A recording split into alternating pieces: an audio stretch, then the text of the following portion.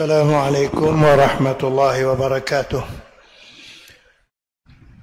Alhamdulillah wassalatu wassalamu ala Rasulillah wa ala alihi wa ashabihi wa man tabi'ahu wa wala. Sidang jemaah yang dirahmati sekalian, alhamdulillah kita bersyukur pada Allah Subhanahu wa taala kerana kita dapat sama-sama solat maghrib secara berjemaah di masjid kita. Dan sebagaimana yang telah dimaklumkan bahawa pada malam yang mulia ini insya-Allah kita akan mengikuti satu maklumat atau ceramah berkait dengan Palestin. Tiap-tiap minggu hari Jumaat kita ada doa di khutbah yang kedua berhubung dengan Palestin. Kita doakan semoga saudara-saudara kita di Palestin dan sebagainya lah. Jadi pada malam ini kita akan dapat penjelasan yang sejelasnya berhubung dengan Palestin ini. Sebut mudah ya, Palestin. Yang akan menjelaskan ini orang yang ahli dia. Memang orang yang di barisan hadapan. Yang depan kita ni. Iaitu Ustaz Ahmad Fahmi bin Muhammad Syamsuddin.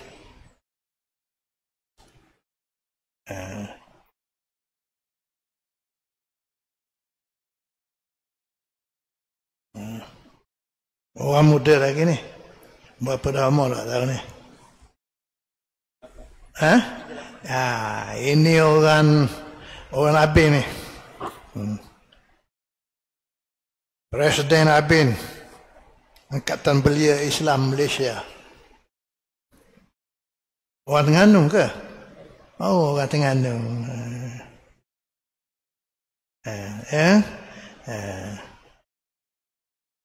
Memang orang kalau tengok dalam dia punya ini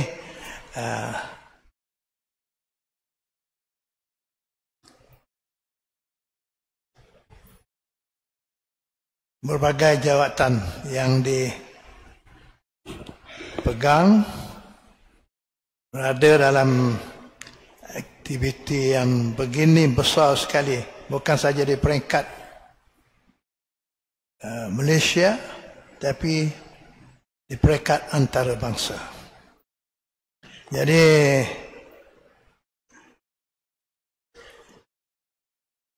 untuk membincangkan atau menerangkan perkara yang berhubung dengan Palestin ini, dalam tajuk kita di sini dia tulis cinta Palestin. Kalau cinta ni maknanya hebatlah tu. Okey. Kita jemput ya.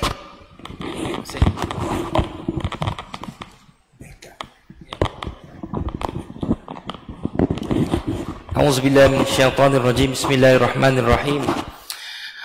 Alhamdulillahi rabbil alamin wal 'aqibatu lil muttaqin wala udwana illa 'alal zalimin. Wassalatu wassalamu ala asyrafil anbiya'i wal mursalin Sayyidina Muhammadin wa ala alihi wa sahbihi ajma'in. Subhanaka la ilma lana illa ma 'allamtana innaka antal alimul hakim wa la haula wa la quwwata illa billahil aliyil azim. Terima kasih kepada Tuan Imam Besar Haji Wahab yang saya hormati, pengerusi dan juga merupakan senior seangkatan waktu saya aktif dan masih lagi lah dalam pertubuhan belia. Tuan Yusof Mak Ali yang saya kenali sejak daripada saya belajar dulu di Universiti Islam Antarabangsa Malaysia UIA. Alhamdulillah kesempatan untuk balik ke negeri ni, balik ke Terengganu ni memang ada urusan juga. Tadi kebetulan kita ada majlis convocation untuk Tazki Abim di Tok Jiring. Kebetulan juga ada bantuan sikit untuk banjir Dan malam ni kesempatan berada dekat sini, insya-Allah sebelum esok balik semula ke KL untuk program dan acara yang lain. Saya memang ambil kesempatan kalau ada ruang-ruang kesempatan ni untuk berkongsi ataupun ada ruang untuk balik berjumpa dengan anak-anak muda yang ada di depan ni, untuk kita memberikan suatu perkembangan terkini apa yang terjadi khususnya di bumi Gaza, Palestin. Umumnya mungkin kita maklum tentang bumi yang diberkati oleh Allah Subhanahu Wa Taala, seperti mana yang telah disebutkan awal dalam surah Isra ayat yang pertama. Barangkali semua sedia maklum, semua barangkali hafal. Allah sebutkan Bismillahirrahmanirrahim, Subhanallazi asra bi abdihi lailan minal masjidil harami ilal masjidil aqsa allazi barakna haulahu linuriyahu min ayatina innahu huwas samiul basir. Maksud ayat di sini, Maha Suci Allah SWT yang telah memperjalankan hambanya, yakni Nabi Muhammad SAW pada waktu malam daripada Masjidil Haram ke Masjidul Aqsa. Ini kita tahu, yang mana telah kami berkati di sekelilingnya untuk kami perlihatkan baginya tanda kebesaran kami, sesungguhnya dia mendengar lagi maha melihat. Tuan-tuan yang saya hormati sekalian, dalam konteks bicara kita mengenai bumi Al-Aqsa ini, penting untuk kita memahami bagaimana satunya kita berada dalam satu kesempatan yang sangat dirindukan oleh teman-teman kita yang berada di bumi Gaza. Apa kerinduannya? Kerinduan mereka untuk dapat bersama-sama hadir untuk solat berjamaah, seperti mana yang kita lakukan hari ini, seperti mana yang kita mulakan baik di peringkat subuh sehinggalah isyak nanti. Nikmat untuk kita datang ke dalam masjid untuk solat berjamaah. Ini nikmat yang sangat dirindukan, oleh kerana di sana ratusan masjid yang dibina, ratusan masjid yang ada di dalam bumi Gaza tu hampir boleh dikatakan keseluruhannya hancur. Ini satu perkara yang sangat dirindukan. Sebab tu dalam hal ni kita lihat bagaimana Nabi juga secara tidak langsung memberikan suatu mesej yang mana kita boleh anggap bahawasanya Nabi ni mempunyai satu pandangan yang bersifat jauh. Daripada zaman Nabi sampai sekarang kita tengok bagaimana relevannya kata-kata Nabi melalui hadisnya. Kita nak bawa daripada konteks ini, saya nak sebutkan satu hadis yang diriwayatkan oleh Imam Ahmad dan At-Tabrani. Apa yang disebutkan dalam hadis ini, bagaimana yang telah diungkapkan oleh lidah Rasulullah SAW sendiri ketika mana ditanyakan oleh Maimunah binti Sa'ad radhiyallahu anha, "Ya Rasulullah, khabarkan kepada kami, ceritakanlah kepada kami tentang Baitul Maqdis." Ini maksudnya sahabat tanyakan pada Nabi SAW, bagaimana Baitul Maqdis ni? Maka Rasulullah SAW menjawab, Nabi kata, tanah tersebut adalah nanti di mana berlakunya kita katakan sebagai kebangkitan, iaitu kita sebut sebagai Al-Hashar. Dan kebangkitan tu maksudnya kita nanti dibangkitkan, semua manusia ni akan dibangkitkan di bumi yang diberkati tadi. Dia bukan saja dibangkitkan, dikata berlakunya juga Al-Hashar wal Mahsyar, dibangkitkan dan juga dikumpulkan. Jadi Nabi sebut, dia kata kunjungilah kamu untuk solat di situ, kerana dikata solat di sana bersamaan dengan 1000 kali solat. Kita solat ini sekali, solat di Baitul Maqdis yang mana kita katakan sebagai kiblat pertama umat Islam itu, maka ganjaran pahalanya bersamaan lebih daripada 1000 kali solat berbanding di tempat yang kita solat di masjid ini sekarang ni. Masjid apa ni? Masjid Rawai kan. Jadi kita datang ke sini 1000 kali dikatakan. Jadi di tempat yang lain. Jadi beliau kemudian bertanyakan lagi, jika salah seorang daripada kamu tidak mampu menziarahinya, apakah yang patut kamu lakukan?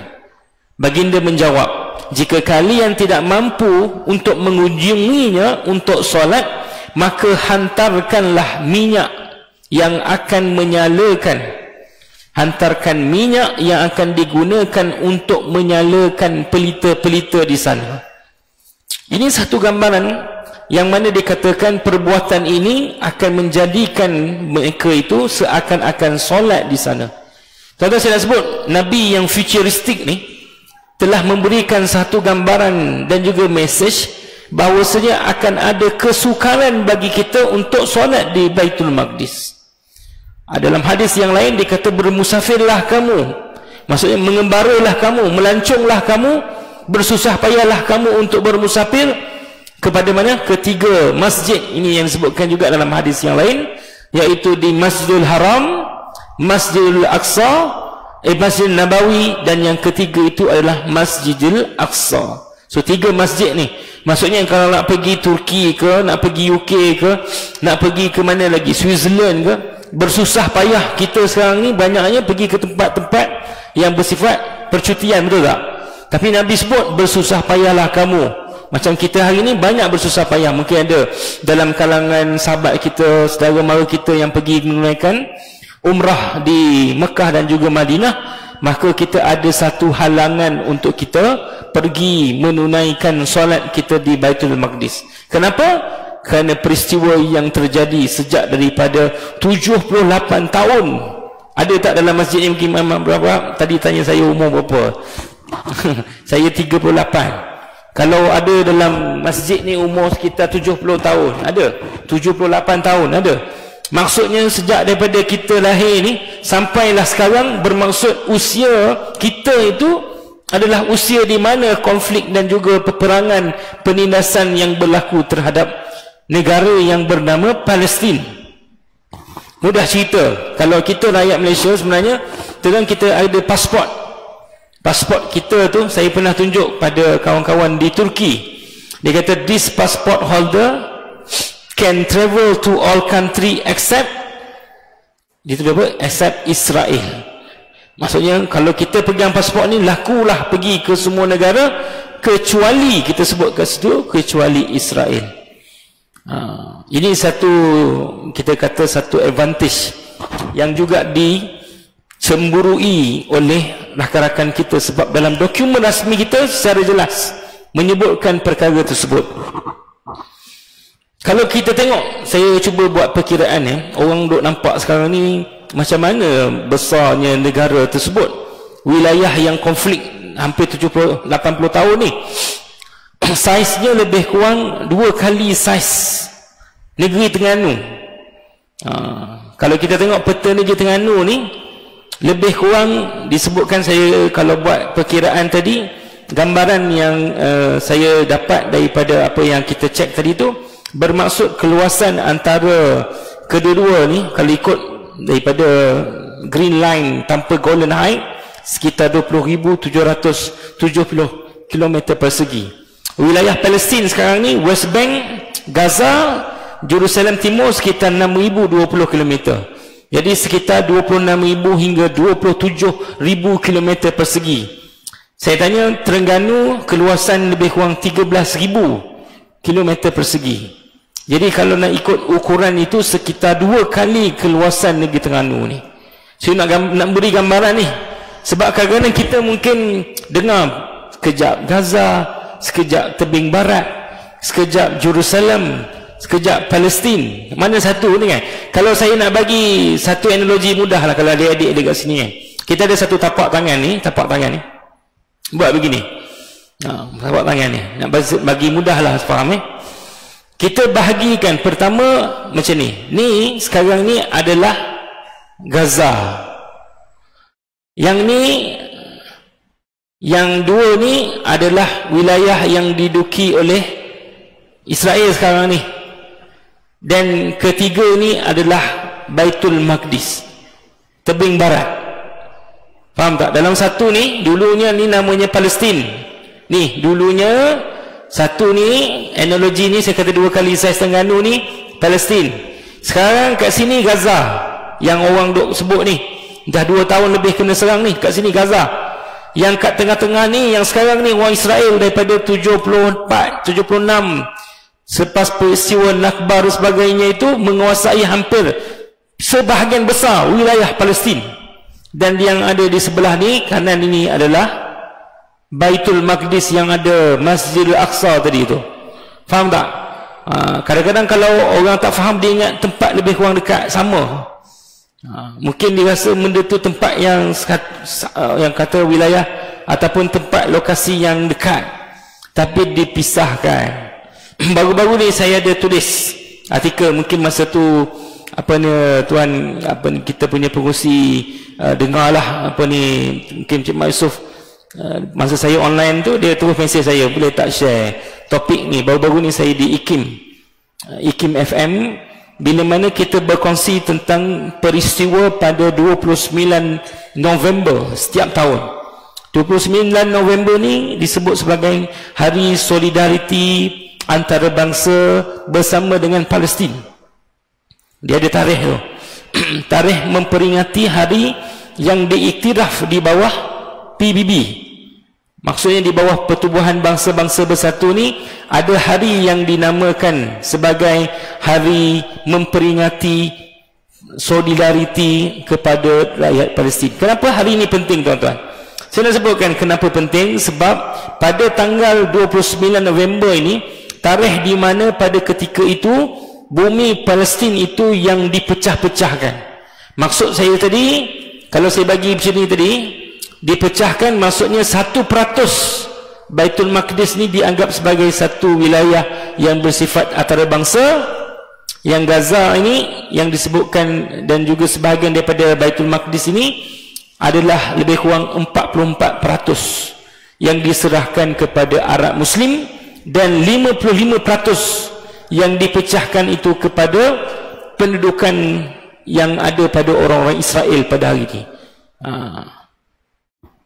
Nak bagi faham bagaimana mereka ni dulu didatangi, disantuni, dan akhirnya mereka hari ini yang mengeluarkan dalam arti kata dia bukan sekadar terus keluar, tapi maksudnya sejarahnya panjang, perjalanan dan juga perancangan Israel untuk menubuhkan satu negara. Kalau tuan-tuan boleh buat sedikit carian dan bacaan yang disebutkan hari ini mengenai The Greater Israel. Dia bukan lagi Greater dalam arti kata yang diserang orang duk nampak sekarang ni mungkin di Gaza, tapi yang ada di tebing barat tu, yang ada di Baitul Maqdis itu, serangannya lebih-lebih lagi. Kalau kita pergi daripada sini nak masuk ke tempat muslimah tu, macam inilah dia punya kedudukannya. Contoh kalau kata dia ada Great Wall yang dibuat besar-besar tu, maksudnya rumah kita sini nak pergi sana dekat je, tapi oleh kerana berlakunya sekatan, berlakunya orang kata pendudukan itu, maka berlakunya keadaan kesukaran bagi rakyat Palestin untuk mereka hidup secara aman. Baru-baru ni ada satu gambar, kita tengok bagaimana tentera yang datang, dia tembak 2 orang pemuda dan diruntuhkan bangunan dengan jentolak.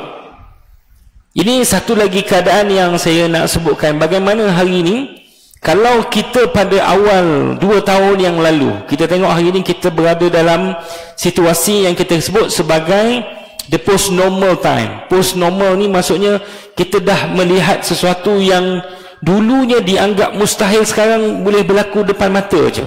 Kalau dulu kita melihat kepada faktor sejarah, saya ada kesempatan pergi ke Bosnia Herzegovina. Kita tengok bagaimana genosid yang dulu, kalau mungkin label-label ayah-ayah kita yang ada ni mungkin memahami bagaimana genosid yang berlaku di Bosnia Herzegovina, di Srebrenica tu. Kita tengok bagaimana dia buat satu kuburan besar-besaran dengan batu nisan berwarna putih. Tengok ramai ribuan orang yang dibunuh pada waktu itu. Kalau pergi dekat monumen dia tu, disenaraikan setiap orang nama-nama yang hilang tu.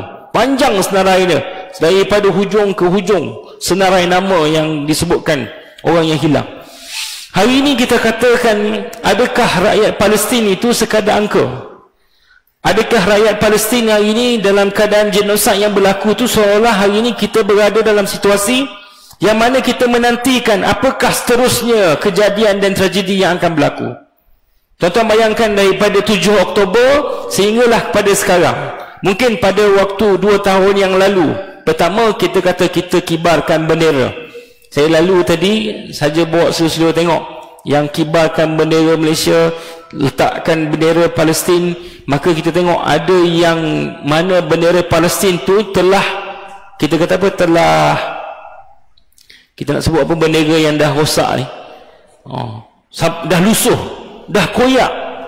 Nak sebut 2 tahun tu, daripada awal bila berlaku genocide itu, kita dalam keadaan semangat gantung, betul tak? Dalam tempoh 2 tahun kita tengok bagaimana Palestin punya bendera tu dalam keadaan yang tidak lagi dianggap suatu kebanggaan bagi kita untuk kita letakkan. Mungkin kita tengok, usahakan kita bantu untuk kita pulihkan balik. Kekhawatiran kita bila sifat kemanusiaan dalam diri kita tu hilang. Melihat kekejaman yang terjadi, maka kekejaman yang dilakukan berulang-ulang, yang ditonton secara berterusan.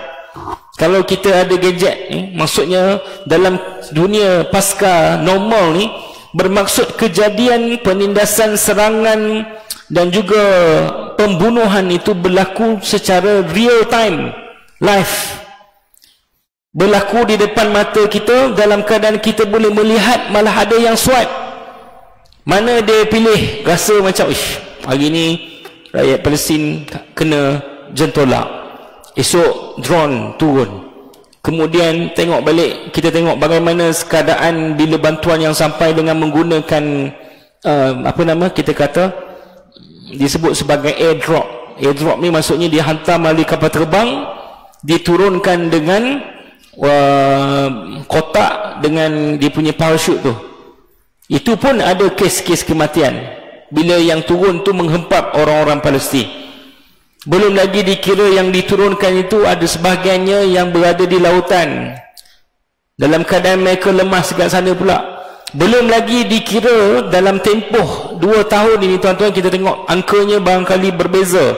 Ada kata 100,000, ada kata 70,000, ada kata 80,000. Malah kita boleh jangkakan ada puluhan ribu lain yang masih lagi belum dikenal pasti oleh kerana serangan yang berlaku menyebabkan runtuhan, dan bawah runtuhan itu terdapat barangkali banyak lagi mangsa-mangsa yang belum dikenal pasti. Anak-anak kita kalau bermain, mereka main marker pen. Anak-anak kita barangkali main pen. Kalau kita rasa jangan conteng, jangan, kita marahlah kan, tapi anak-anak di sana tu, kita nak sebut dalam tempoh 2 tahun, bagaimana mereka menggunakan marker pen ataupun pen yang ada di tangan tu untuk mereka menulis nama mereka di tangan-tangan ataupun di kaki-kaki mereka. Kenapa? Kerana barangkali kejadian serangan boleh menyebabkan mereka itu berada di bawah runtuhan. Serangan yang berlaku menyebabkan mungkin sepihan-sepihan, diangkat rambut, diangkat kepala, diangkat anggota badan. Bila mana mereka nak kenal pasti siapa yang meninggal, siapa mayat tersebut, dengan cara apa? Dengan cara melihat tulisan yang ada, baik di kaki, baik di tangan, baik di mana-mana anggota. Itu keadaannya, tuan-tuan. Kita nak sebut hari ini kita berada dalam situasi, saya sebutkan tadi, situasi yang kita kata hari ini bila minggu-minggu terakhir persekolahan ni banyak orang buat majlis ihtifal, majlis graduasi, ada convocation di universiti. Kita kata dalam keadaan kita pergi tengok itu, sebenarnya kita melihat satu keadaan masyarakat yang kita sebutkan sebagai the lost generation, generasi yang hilang. Generasi yang hilang dalam erti kata kekhawatiran kita mereka ini tidak lagi melalui fasa ataupun proses yang sama seperti mana yang dilalui oleh mereka-mereka macam kita hari ini. Saya ambil contoh mungkin dalam konteks negara yang lain, tapi dalam ayat Quran yang saya sebutkan awal tadi, dalam surah Al-Isra itu, bila disebutkan allazi barakna haulahu linuriyahu min ayatina, bumi yang diberkati sekelilingnya. Zaman Nabi, tuan-tuan, dia tak sebut Palestin, dia tak sebut Iraq, dia tak sebut Syria, tapi bumi Syam. Bumi Syam itu bumi yang kita sebut sebahagian daripada bumi yang diberkati. Bila mana saya ada kesempatan pergi ke bumi Syam, bertemu dengan generasi anak-anak yang kita sebutkan sebagai the lost generation. Mereka melalui peperangan tu sejak daripada puluhan tahun. Kalau Palestin, tuan-tuan jangan hanya sebut 7 Oktober. Kadang-kadang orang selalu sebut, bila dia buat penceritaan tu, maka kita kata 7 Oktober 2 tahun yang lalu. Sedangkan yang berlaku itu adalah suatu tempoh yang sebenarnya cukup panjang. Dalam cukup panjang itu pun kita sebut resilient, ataupun bagaimana kekuatan yang ada pada anak-anak Palestin ini untuk mereka pastikan dari segi literacy rate dia orang tu tidak rendah. Maka mereka cuba sedaya mungkin juga untuk belajar, untuk sambung belajar. Kita tengok ramai kawan-kawan kita di UIA, saya jumpa kawan-kawan yang mana mereka ini antara lain sebagai kelompok yang cuba untuk sambung belajar daripada degree master sampailah ke PhD. Ada seorang sahabat saya ni yang mana kami di peringkat ABIM ni, kita ada agensi kemanusiaan kita atas nama Global Peace Mission Malaysia, GPM Malaysia. Tuan-tuan boleh tengok kat situ banyak aktiviti, sumbangan yang kita buat, gerak kerja lapangan yang kita lakukan. Kita bagi satu perbincangan dengan sahabat kita Dr. Tariq Al-Tamas ni. Dia balik bersama keluarga dia ke bumi Gaza. Dalam keadaan kita amanahkan beliau ni sebagai individu yang menjadi perwakilan kita untuk menyerahkan bantuan-bantuan di lapangan, dalam keadaan dia sendiri sebagai individu menjadi mangsa juga. Dia yang tolong bagi dia juga adalah merupakan mangsa yang sama seperti mana orang lain. Ini satu lagi konsep yang kita sebut dalam Islam yang dianggap sebagai, istilahnya sebagai ithar. Ithar ni maksudnya kita mendahului orang lain berbanding dengan diri kita sendiri. Maksud dalam keadaan itu Dr. Tariq ini sedaya mungkin untuk membantu mereka yang memerlukan. Dan dalam keadaan itu pun kita telah melihat pelbagai gambar wajah individu-individu yang kita kenali dulu, yang bantu kita dulu dalam video kita dulu. Mereka ni juga akhirnya antara lain sebagai mereka yang telah syahid. Kita tahu ini antara lain dalam keadaan ungkapan mereka itu hasbunallah wa ni'mal wakil, ni'mal maula wa ni'mal nasir.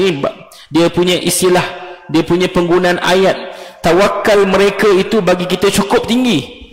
Dalam keadaan itu kita kata kita kena pastikan, kita kena rasa ada sedikit reservation, ataupun kita ada sedikit orang kata apa, persiapan kita. Dalam keadaan kita hari ini berbicara mengenai cinta Palestin, kita berbicara mengenai situasi umat yang ada di Gaza. Pernah tak kita terfikir, pernah tak terdetik dalam fikiran kita kalau suatu hari nanti orang lain yang berbicara mengenai kita, orang lain menggunakan wajah anak-anak kita sebagai satu bentuk kempen untuk mendapatkan sumbangan dan derma.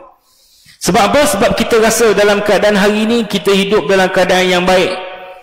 Saya sebutkan awal tadi, bila mana berkesempatan ke bumi Syam, bertemu dengan individu yang mana bila kita ziarah untuk serahkan bantuan, saya tanyakan dia apa pekerjaan. Dia kata macam kita lah, dengar ada yang kerja tukang paip, ada kerja sebagai seorang guru, ada kerjanya sebagai seorang yang dulunya kita anggap sebagai pekerjaan T20 lah, CEO dan ke atas.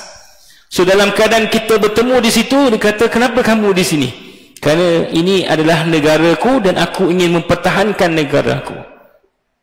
Sebab tu pada waktu itu, ini pesan yang diberikan pada saya waktu itu. Dia kata, Brother Fahmi, dia kata please be reminded.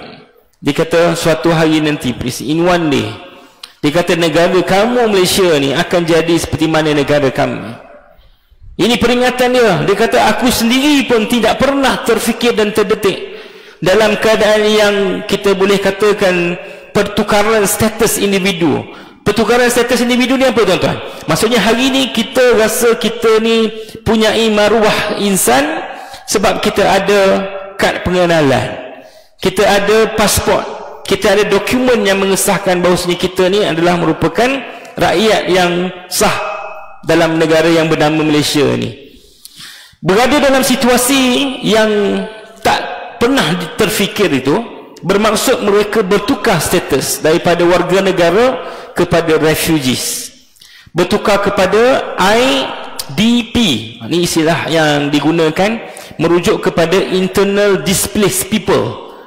Kalau kita ada dekat Bandar Marang ni, maksudnya bila sebut IDP ni mungkin kita berada di belah lain, mungkin berada di Kelantan, mungkin ada di Perlis, masih lagi dalam negara, tapi kita tak tahu dah mana pergi rumah kita sebelum tu. So ini disebut sebagai IDPs, internal displaced people. Kalau kita keluar daripada sempadan Malaysia itu, bermaksud kita menjadi refugees. Sebab tu konflik yang berlaku di seluruh dunia hari ini, tuan-tuan, kerana kita melihat seseorang itu, maka timbul kebencian. Kita gunakan istilah, bukan yang kita sebut istilah xenophobic. Kebencian kita melihat orang lain asbab kepada warna kulit, asbab kepada perkataan yang digunakan, bahasa yang digunakan. Sedangkan kalau kita tahu bagaimana dia punya root cause perjalanan kehidupan mereka itu daripada awal, sehingga mereka memilih untuk berada di sini. Dalam konteks Gaza baru-baru ni, tuan-tuan, mereka keluar daripada sokol kiamat dunia dalam Gaza. Ini saya nak kaitkan. Kadang-kadang kita tengok ada sebahagian kita berhadapan dengan individu dan kelompok yang mana telah melalui 2 tahun serangan bertalu-talu. Kalaupun tidak ada serangan, tuan-tuan, dia punya psikologi peperangan fifth generation warfare ni, dia tak berlaku serangan, tapi bunyi seperti drone di atas tu. Cuba kita macam mana bagi semudah, kalau kita masa hari raya, pertama hari raya puasa, budak-budak main mengecun tak? Biasa tak? Main mengecun, biasa kan? Kita dengar masa main hari raya tu, orang main burung api tu, dengar mengecun, kita rasa normal tak? Normal. Cuba bayangkan kalau bunga api mengecun yang orang main masa hari raya, malam raya tu, berlangsung untuk tempoh masa sehingga setahun.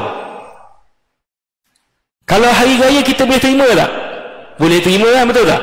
Masuk hari ke-10 boleh terima lagi tak? Dah habis raya, orang main lagi. Kita pun tak boleh, betul tak? Tu bunyi yang sama itu untuk satu tempoh yang panjang sehingga 2 tahun. Itu belum tu lagi. Bunyi drone, bunyi jentera mesin yang ke atas yang bunyi, itu juga antara lain dalam konteks 5th generation warfare, untuk menimbulkan satu ketakutan bagi kita. Tuan-tuan, kita pernah bawa orang Palestin yang ada di sini, bila malam raya dengar bunyi bom tu, dia orang masuk untuk sembunyi diri. Bagi kita, kita normal. Bagi mereka yang berada dalam situasi perang, malam kita dengar bunyi malam raya tu, itulah bunyi serangan-serangan yang terjadi. Itu saya nak sebut tu. Pengalaman saya dalam Syria, melihat dan mendengar sendiri bagaimana bunyi itu yang mengakibatkan runtuhan, dan runtuhan yang mengakibatkan ramai orang meninggal dunia oleh kerana serangan-serangan yang dilakukan ini. Jadi bila kita sebut please be reminded that one day your country, Malaysia akan jadi itu, maka dalam keadaan itu saya ada sedikit elemen penafian. Kita kata alhamdulillah, negara kita baik, negara kita aman, negara kita tiada kucak kacir. Dia kata aku sendiri pun tidak pernah terfikir, aku tengok orang lain. Sekarang baru aku faham erti sebenar bila aku mempunyai tapi aku tidak memberi. Dalam keadaan aku sedar bagaimana aku menerima bantuan yang orang beri, pada waktu itu aku menyedari dalam keadaan aku ada dulu, aku tidak memberi. Ini satu refleksi yang diberikan kepada orang, kepada saya, dan tanggungjawab saya juga untuk saya sampaikan kepada kawan-kawan. Bila mana berlaku peristiwa di Gaza selepas 2 tahun, peristiwa ini kalau dulu disebut Nakba, pengusiran secara sistematik, ratusan ribu orang keluar. Jadi orang Palestin yang 1 juta di Gaza, ada lagi 1 juta place yang ada di Baitul Maqdis, ada lebih kurang 5 juta di luar daripada bumi Gaza, bumi Palestin, yang disebutkan sebagai diaspora. Baru-baru ni mereka diangkut masuk, sehingga mereka katakan, kami ni duk ingat kami diterbangkan untuk pergi ke Indonesia, kami diterbangkan untuk pergi ke Malaysia. Akhirnya yang mereka baru-baru ni, dia stranded dekat mana? Dekat Afrika Selatan, dekat Nairobi, dekat Kenya. Maksudnya berlakunya pengusiran. Hari ini kita mungkin dengar seolah tidak lagi ada serangan, betul tak tuan-tuan? Kita dengar tentang US Peace Plan, betul tak tuan-tuan? Dalam keadaan itu pun sebenarnya ada angka sekitar lebih 200 orang yang masih lagi terkorban. Dalam angka itu kita question, kita tidak mahu Gaza ini dipertaruhkan untuk kepentingan pembangunan semula. Kita tak mahu Gaza ini diambil kepentingan oleh pihak-pihak yang tertentu untuk mendapat biaya dan juga lobby dan juga manfaat yang lain. Kita tahu peperangan ini juga akhirnya menguntungkan sebahagian daripada kelompok-kelompok yang terlibat dalam usaha untuk membuat elemen persenjataan ini. So ini keadaan-keadaan yang kita khawatiri, apatah lagi kita katakan sekiranya apa juga perbincangan tidak melibatkan rakyat Palestin untuk menentukan masa depan mereka. Apa yang lebih kita desak, sekiranya rakyat Palestin tidak diberikan rights, hak untuk mereka kembali semula ke negara yang mereka sebut sebagai bumi yang diberkati ini. Ini antara lain perbincangan-perbincangan yang kita dapat berdasarkan kepada situasi yang ada di lapangan. Bagaimana dalam situasi ini penting peranan kita tuan-tuan. Saya selalu sebutkan, walaupun pertemuan kita, demonstrasi yang kita buat, hantar memorandum kita dah buat, kita buat solidariti kita dah buat, himpunan seperti malam ini pun, kalau nanti saya ambil gambar, saya hantar kepada mereka yang ada di Gaza, mereka tahu bahawasanya ada dalam kalangan rakyat yang ada di jauh ribuan kilometer itu, khususnya di Malaysia, bersama mereka, mendoakan mereka, bersama berkumpul untuk mendengar isu mereka. Bagi kita mungkin kecil, tapi bagi mereka cukup besar. Mereka tahu apa yang kita buat, apa yang kita kongsikan pada malam ini. Bagi mereka ini adalah sebahagian daripada, disebut sebagai lifeline, sebagai penyambung semangat motivasi kami untuk terus hidup di bumi Gaza. Sebab kami tahu bahawasanya ada dalam kalangan rakyat Malaysia yang mendoakan kami. Sedangkan bagi saya kata, brother, kita kata kami ni sebenarnya nak doa kamu. Doa kamu lagi mustajab sebab kamu di lapangan, kamu dizalimi. Ada masa ketika itu kita berhadapan dengan situasi yang memerlukan doa. Saya minta sahabat kita di Gaza ni kata, please brother, if you could send me your video to pray for someone, because we believe that your prayer InsyaAllah will be granted by Allah Subhanahu Wa Taala. Itu kita kata. Dia reply macam mana tuan-tuan? Itu menyebabkan saya rasa serba salah. Dia kata, please brother, I do not have a proper cloth for me untuk saya berdoa. Kita ingat nak minta doa dia, sebab doa dia kita kata memang insyaAllah mustajab. Kamu dizalimi. Dia punya reply, dia kata, minta maaf, aku tidak mempunyai pakaian yang secukupnya untuk aku berdoa untuk kamu. Ya Allah. Bagi kita itu situasi yang baru cakap bab pakaian, belum lagi bab makanan, belum lagi kira bab famine. Famine ni kebuluran tuan. Maksudnya berhadapan kalau ibu yang ada bayi tidak ada kemampuan untuk menyusu anak. Kalau yang kita nampak yang rangka tu maksudnya bayi yang secara semula jadi menangis, bayi yang tidak mempunyai tenaga untuk menangis. Ini keadaannya. Malah kalau kita tengok bila berlakunya pertukaran, kita tengok bagaimana hikmah, wisdom kawan-kawan kita di Palestin menghantar tahanan-tahanan dalam keadaan yang kita kata baik, fizikalnya sihat. Betul tak?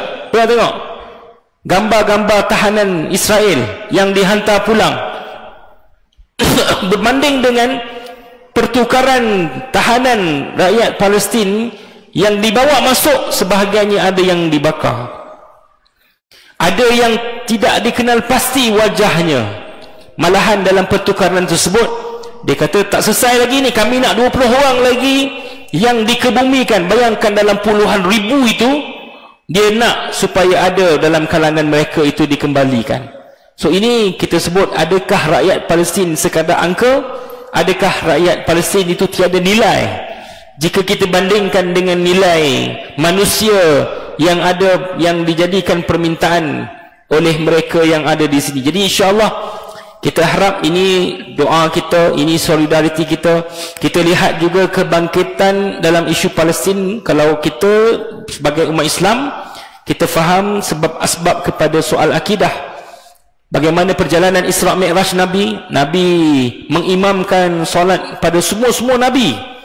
Nabi mendapat hadiah solat yang mana kita dapat ni berdasarkan pada peristiwa Mi'raj, di mana di bumi Baitul Maqdis ini.